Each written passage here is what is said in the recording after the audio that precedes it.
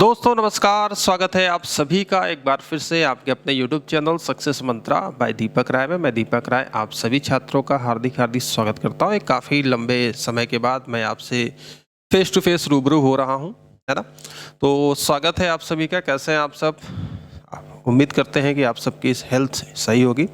और जैसा कि आपने टाइटल और थंबनेल देख लिया है, आज का जो ये वीडियो आधारित है एक इन्फॉर्मेटिव वीडियो है। और यूपीट्रिपलएससी राजस्व लेखपाल का देखिए रिजल्ट 30 दिसंबर को जारी हो चुका है ना। मैंने आपको पहले 1 घंटे पहले अपडेट दे दिया था कि रिजल्ट जारी होने वाला है। और जो भी छात्र चयनित हुए हैं सबको बहुत बहुत बधाई है भाई। और एक क्वेरीज काफ़ी आ रही है कि सर होम, पहली चीज़ तो सबसे बड़ी क्वेरी तो यही है कि सर होम डिस्ट्रिक्ट मिलेगा कि नहीं मिलेगा। ठीक है, होम डिस्ट्रिक्ट की अगर बात करते हैं, या सर सैलरी कितनी मिलती है, क्या जॉब प्रोफाइल है। और एक सबसे बड़ा चीज़ यहाँ पर आप देख रहे होंगे कि सर इस मैटर को लेकर बहुत बात होती है भाई। ऊपरी कमाई क्या है? अभी ऊपरी कमाई के क्या फ़ायदे होते हैं वो मैं अभी आपको दिखाऊंगा, है ना। तो धैर्य बनाए रखिए, है ना। पूरी इन्फॉर्मेशन जो चीज़ें यहाँ पर मैंने आपको बताया है, नियुक्ति कब तक होगी, सैलरी कितनी है, होम डिस्ट्रिक्ट मिलेगा या नहीं मिलेगा, जॉब प्रोफाइल, ऊपरी कमाई और प्रमोशन कहाँ तक। प्रमोशन बहुत ही तगड़ा है इसमें। और आप जैसे कि मान लीजिए कि आप 21 साल की एज है ना, नौकरी पा गए हैं और आप लंबे समय तक जाएंगे तो आप पीसीएस अधिकारी तक भी बन सकते हैं। ठीक है, इन सारी चीज़ों पर बात करेंगे। सबसे पहले तो बात करते हैं कि नियुक्ति पत्र आपको कब तक मिलेगा। तो देखो भाई, नियुक्ति पत्र के लिए सरकार की तरफ से चीज़ें ऑर्गेनाइज कराई जा रही हैं। और ये खबर मिली है कि आपका जनवरी लास्ट वीक में आप लोगों को एक इवेंट के माध्यम से, है ना, इवेंट रखा जाएगा जिसमें कुछ सेलेक्टेड कैंडिडेट को माननीय मुख्यमंत्री जी की तरफ से नियुक्ति पत्र वितरित किया जाएगा। देन रेस्ट आप सभी छात्रों को आपके जो एड्रेस है वहां पर आपको भेजा जाएगा। ठीक है, तो जनवरी लास्ट में आपका नियुक्ति पत्र का वितरण हो जाएगा, पहली चीज़। अब यहाँ पर देखिए सैलरी कितनी मिलेगी। तो दोस्तों सैलरी की अगर बात करते हैं तो यूपीट्रिपलएससी राजस्व लेखपाल जो सैलरी यहाँ पर आप देख रहे हैं, जो इसका ग्रेड पे है, ठीक है। तो भाई ग्रेड पे में आप देखोगे तो ये कितने की नौकरी है आपकी, है ना, ग्रुप सी की नौकरी है। 5200 से 20,200 ग्रेड है आपका, ये मूल वेतन है। और ग्रेड वेतन 2,000 रुपये, ठीक है। तो शुरुआती तौर पर आप सभी को 21,700 इसका जो मूल वेतन है 7वें वेतन आयोग की तरफ से देखा जाए। देन और भी अन्य जो लाभ मिलेगा आपको, है ना, अन्य जो लाभ मिलेगा, तो कुल मिलाकर आपको जो इन हैंड सैलरी मिलेगी 28 से 30,000 रुपये आपको यहाँ पर आपको मिलेगी। ठीक है, 28 से 30,000 ये आपको सैलरी प्रोवाइड की जाएगी। ठीक है, सैलरी भी अच्छी खासी है, ऐसा नहीं है। और जब आप प्रमोशन करोगे, आपका होगा, आप इसके बाद कौन से पद पे जाओगे उसके बारे में बताऊंगा। साथ ही साथ आप आय और जाति निवास जो बनाते हैं, आय प्रमाण पत्र, जाति निवास प्रमाण पत्र, उसके लिए भी 5 रुपये कुछ शुल्क आपको मिलता है। तो जितना आप ज़्यादा बनाओगे वो भी चीज़ें आपको मिलती है। ठीक है, तो ये तो बात हो गई सैलरी की। ठीक, अब यहाँ पर चर्चा है कि नियुक्ति की बात करते हैं। तो देखो इस विज्ञापन में आपका नियुक्ति यहाँ पर साफ साफ लिखा हुआ था। क्या लिखा हुआ था, मैं यहाँ पर 1 मिनट दिखा देता हूँ, जस्ट अ मिनट।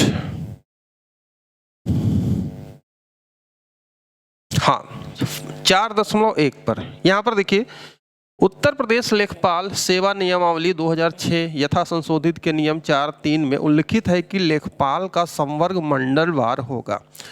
मंडलवार होगा और मंडलवार सदस्य संख्या का आवंटन राज्य सरकार के द्वारा किया जाएगा। इसके पहले जो लेखपाल भर्ती आई थी वह जिलेवार हुई थी, जिले में ही आपकी पोस्टिंग हुई थी। ठीक है, ये जो भर्ती है ये मंडलवार भर्ती है। अब आप उत्तर प्रदेश में 75 जिले हैं, 18 मंडल है। किस मंडल में कौन कौन सा जिला आता है, जैसे कि अगर आप प्रयागराज की बात करते हैं मंडल में, तो यहाँ पर आपका प्रयागराज हो गया, कौशाम्बी हो गया, फतेहपुर हो गया, है ना। ये मिला के बात करते हैं यहाँ पर देखा जाए तो। अगर आप देखिए जिस मंडल में भी है, ठीक, लखनऊ मंडल में है तो रायबरेली हो गया, और उधर यहाँ पर ये सारी चीज़ें हैं। तो अगर आप 1 मिनट, जस्ट मिनट, हाँ ठीक है, तो मंडलवार में यहाँ पे चीज़ें क्लियर कर दूँ। 18 मंडल मैं आपके सामने ओपन कर रहा हूँ जिससे कि आपको चीज़ें क्लियर हो जाएंगी। जैसे कि आगरा मंडल, ठीक है, तो आगरा मंडल में देखिए इतने ज़िले आते हैं, आगरा, फिरोजाबाद, मैनपुरी, मथुरा। ठीक है, तो आपका होम डिस्ट्रिक्ट गृह जनपद मिल भी सकता है, नहीं तो आपके मंडल में जितने जिले होंगे वहाँ पर आपकी पोस्टिंग होगी। ठीक है, इसी प्रकार से अलीगढ़ मंडल आप देख सकते हैं। अलीगढ़ मंडल तो जो जिस मंडल के अंतर्गत होगा उसको वहाँ पर अपने ही चीज़ें यहाँ पर दिखाई देंगी। ठीक है भाई, समझ गए, है ना। तो यहाँ पर देख सकते हैं आप, जैसे कि यहाँ पर अगर आप देखोगे गोरखपुर मंडल, कानपुर मंडल, लखनऊ मंडल, तो अगर आप लखनऊ मंडल के अंतर्गत आते हैं तो आपकी पोस्टिंग हरदोई, लखीमपुर खीरी, लखनऊ, रायबरेली, सीतापुर, उन्नाव। ठीक है, इसी प्रकार से आप विंध्याचल मंडल तो मिर्जापुर, संत रविदास नगर, तो ये मंडलवार आपका होगा। सहारनपुर मंडल हो गया, वाराणसी मंडल हो गया। ठीक है, तो ये मंडलवार आपकी पोस्टिंग होगी। प्रयागराज मंडल में आप देख सकते हैं प्रयागराज, फतेहपुर, कौशाम्बी, प्रतापगढ़। ठीक है, ये जिले आते हैं। तो 18 मंडल हैं, 75 जिले हैं। तो आप जिस मंडल में आते हैं, 75 डिस्ट्रिक्ट है, तो डिस्ट्रिक्ट आपके मंडल में ही आपका क्या होगा, नियुक्ति होगी, आपकी पोस्टिंग होगी। और आपको होम डिस्ट्रिक्ट मिल भी सकता है और नहीं भी मिल सकता। ठीक है, ये उस पर डिफरेंट आपका प्रेफरेंस और इन सब चीज़ों पे डिपेंड करता है। ठीक है, क्योंकि पिछली वाली जो भर्ती हुई थी वो मंडलवार जिलेवार हुई थी, तो जिले में ही उनको नियुक्ति मिलती है। ठीक है, तो आपके मंडल में आपका अगर किस्मत अच्छी रहेगी तो मिल जाएगी, मेरिट अच्छी रहेगी, प्रेफरेंस दिया जाएगा। भाई बताओ आप अपने मंडल में कहाँ पर जाना चाहते हो। ठीक है, आपके मंडल के मान लो 20-25 लेखपाल हैं, उनकी पोस्टिंग उसी मंडल की, कोई अलीगढ़, एटा का, हाथरस का, कासगंज का है, तो प्रेफरेंस के आधार पर जिसके नंबर अच्छे होंगे उस हिसाब से प्रेफरेंस मिलेगी। ठीक है, तो मिल भी सकता है। ठीक, तो ये तो बात होगी आपकी क्या, ज्वाइनिंग कहाँ पर होगी। अगला जो टॉपिक मैं यहाँ पर मैंने आपको बताया, नियुक्ति बता दिया कि भाई जनवरी लास्ट में आपका इवेंट आयोजित होगा, उसमें दिया जाएगा, देन आपको नियुक्ति पत्र मिलेगा। सैलरी कितनी मिलेगी, 28 से 30 हज़ार मैंने बता दिया। होम डिस्ट्रिक्ट के बारे में हो गया। अब बात करते हैं जॉब प्रोफाइल। ठीक है, देखिए लेखपाल का जो कार्य है वह फील्ड वर्क है, और इस जॉब में देखो लड़कियों के लिए काफ़ी चैलेंजेस है। ऐसा नहीं है कि लड़कियां कोई काम नहीं कर सकती हैं, लेकिन व्यवहारिक रूप से देखा जाए तो ये पब्लिक डीलिंग का काम है।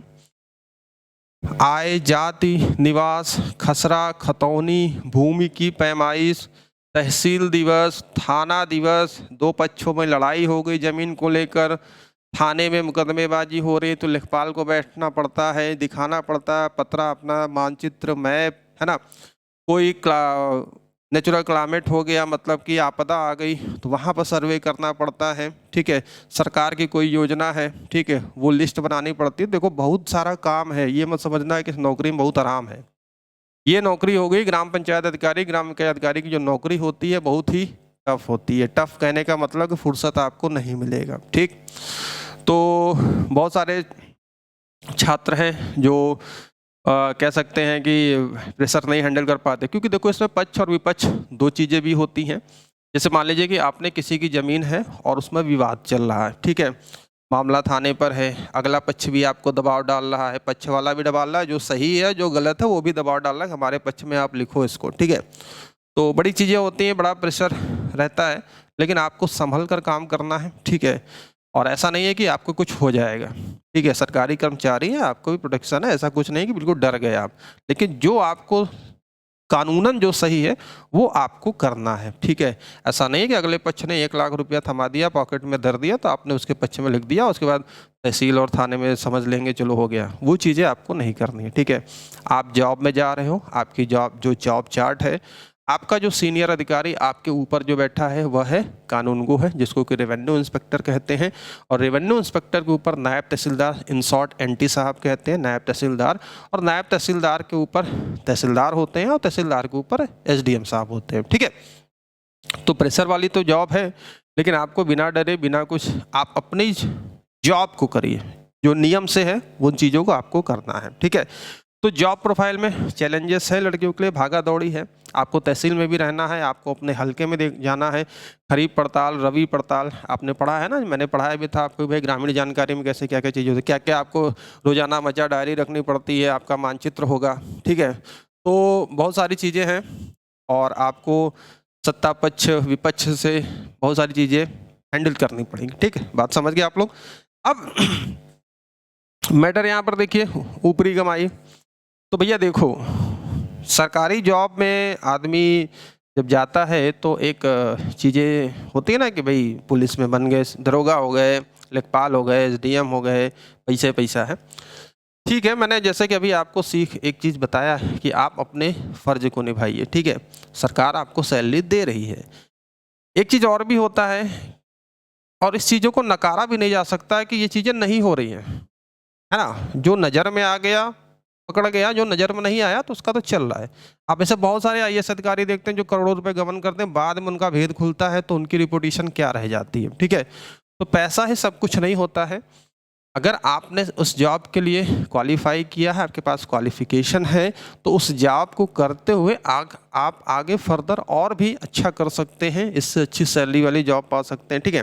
लेकिन रातों रात 30,000 की सैलरी मान लीजिए आपकी है और आप सोचोगे महीने का 2 लाख रुपए हमें टर्नओवर करना है, 1 लाख रुपए हमें तो ऊपरी कमाना है, तो वो कितने दिन चलेगा? 2 महीना, 1 साल, 2 साल, 4 साल? कहीं न कहीं तो कभी न कभी चीज़ें तो वो निकल के आएँगी, पकड़ में आएँगे, तो उससे क्या होगा? आपकी नौकरी तो खतरे में जाएगी, आपका जो प्रमोशन होगा उस पे ब्रेक लग जाएगा, ठीक है? साथ ही साथ समाज में, सोसाइटी में आपकी क्या इज़्ज़त होगी ये आप अच्छे तरीके जानते हैं। जैसे कि यहाँ पर कुछ मैंने आपके लिए एग्ज़ाम्पल ओपन किया है, दिखाने के लिए कि भाई आप जॉब में जा रहे हो, ठीक है? अच्छे तरीके से आप अपने फ़र्ज़ को निभाओ, ठीक है? अब यहाँ पर देखो, एंटी करप्शन टीम ने कानून को लेखपाल को रिश्वत लेते पकड़ा, पैमाइश के लिए ले रहे थे रुपए, ठीक है? अब आप ये जानिए कि जब आप अपनी व्यथा से व्यथित हैं कि भाई आप जब अपना आय प्रमाण पत्र, जात प्रमाण पत्र, निवास प्रमाण पत्र बनाने के लिए आपको पैसा देना पड़ रहा था लेखपाल को। क्या ये नहीं लगता कि अगर मैं इस सिस्टम में जाऊँगा तो मैं इसको कुछ सुधार करूँगा, ठीक है? बहुत सारी चीज़ें हैं।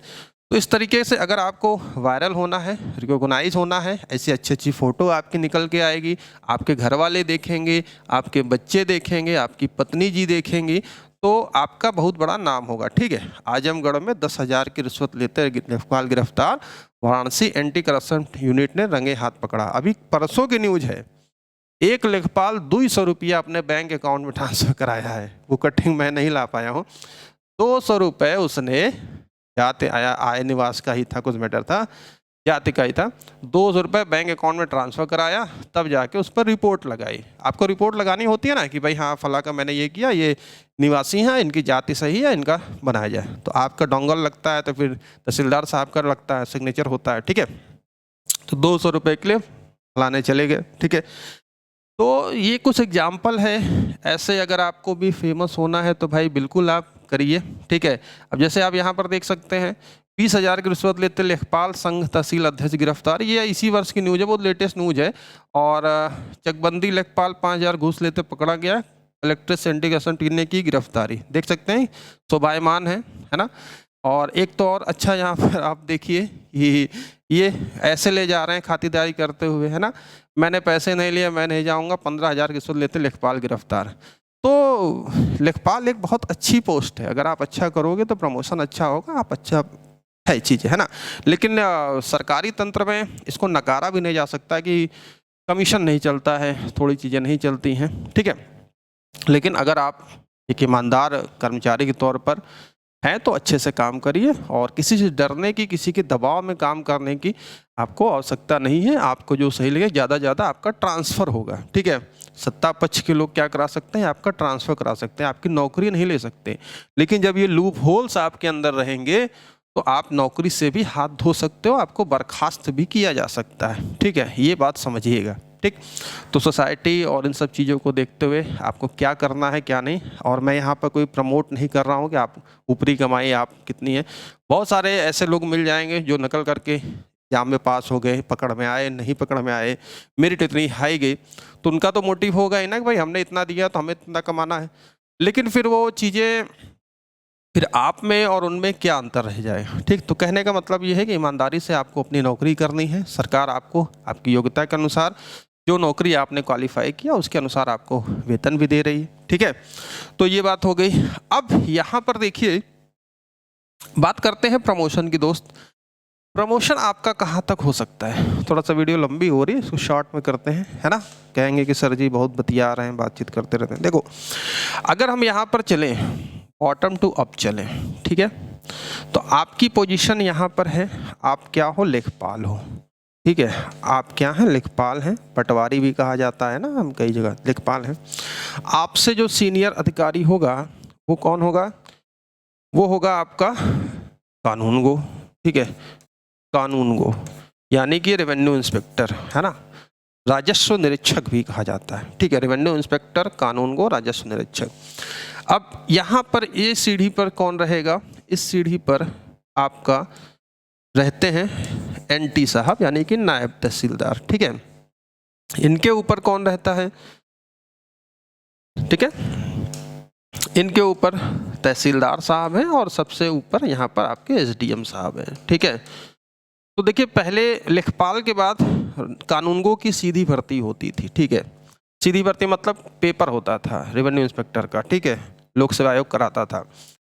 तो सॉरी, तो फिर आई यहाँ पर कानून लेखपाल संघ ने हंगामा किया कि हम लोग का प्रमोशन ही नहीं हो पा रहा है, हम लोग 20-20 साल 10-10 साल लेखपाले बने रह रहे हैं। ठीक है, तो फिर ये कहा किया गया कि इसकी प्रतियोगी परीक्षा को समाप्त कर दिया गया। तो अब लेखपाल के बाद आप कानूनगो आराम से बन जाएंगे 5-6 साल की नौकरी के बाद। ठीक है, इसके पहले वाले जो लेखपाल बने थे वो कानूनगो बन चुके हैं। ठीक है, ठीक, तो कानूनगो के बाद आपका जो अगली पोस्टिंग है वो नायब तहसीलदार है। और नायब तहसीलदार आप जानते हैं इसके थ्रू पोस्टिंग होती है, यूपी पीसीएस एग्जाम के थ्रू नायब तहसीलदार बनते हैं। नायब तहसीलदार से फिर प्रमोट होकर तहसीलदार बनते हैं। सीधे तहसीलदार का भी इस पर नहीं होता है ना, नायब तहसीलदार से ही प्रमोशन होकर तहसीलदार बनते हैं। उसके बाद एसडीएम। तो आप ग्रुप सी की नौकरी से करते हुए यहाँ तक भी जा सकते हैं, लेकिन आपका कैरेक्टर अच्छा होना चाहिए। ठीक है, सब कुछ अच्छा है, कम एज में आपने नौकरी पा ली है, तो आप एसडीएम भी बन सकते हैं, नो डाउट, है ना, इसमें कोई शक की बात नहीं है।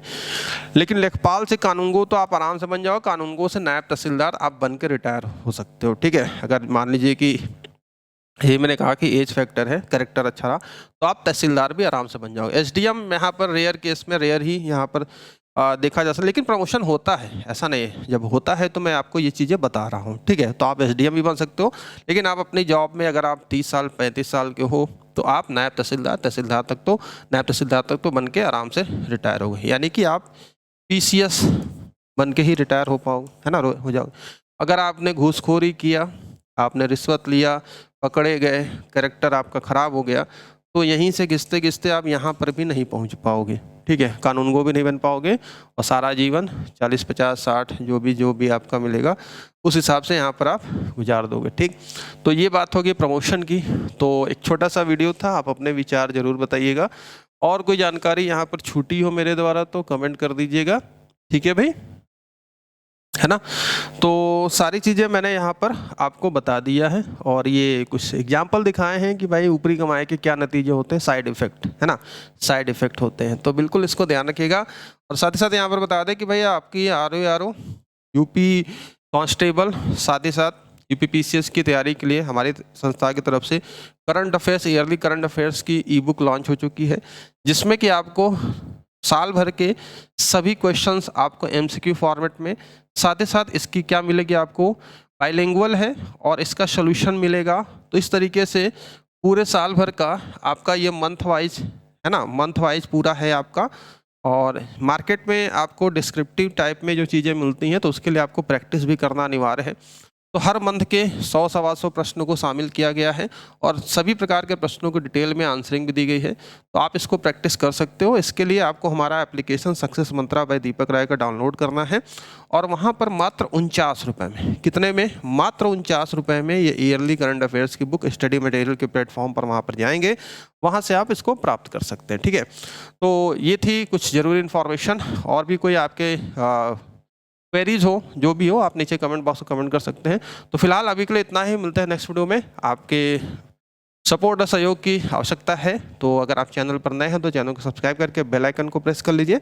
और यूपीएससी जूनियर असिस्टेंट की क्लासेस जल्दी स्टार्ट हो रही हैं, है ना। एग्ज़ाम कब होगा मैंने डिटेल में आपको बताया था कि मार्च में आपका एग्ज़ाम करा दिया जाएगा।